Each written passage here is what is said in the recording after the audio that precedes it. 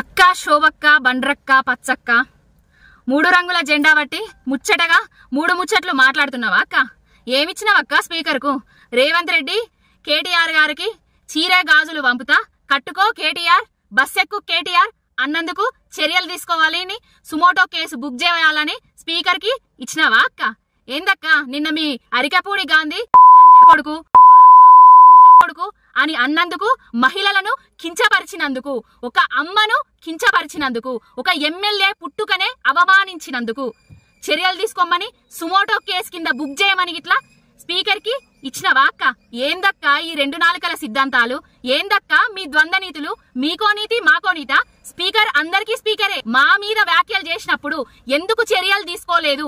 ఎందుకు suo motu కేసులుగా book కాలేదు? మీరందరూ ఎక్కడున్నారు? జైనూరులో అత్యాచారాలు అఘాయిత్యాలు జరిగినప్పుడు ఎక్కడున్నారు?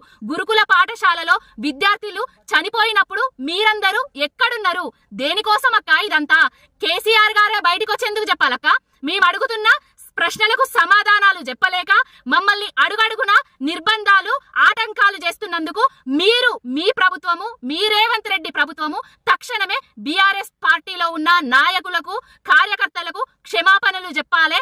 ఇన్ని రోజులు ఏవైతే జరిగినాయో అమానవీయ సంఘటనలు తెలంగాణలో 1800 అత్యాచారాలు అఘాయిత్యాలు, వాటి మీద కూడా రేవంత్ రెడ్డి సర్కారు వైఫల్యం వల్లనే, రేవంత్ రెడ్డి వైఫల్యం వల్లనే, కాంగ్రెస్ ప్రభుత్వ వైఫల్యం వల్లనే జరిగిందని కేసులు బుక్ చేసుకోర్రి, సుమోటోలుగా స్వీకరించుర్రి.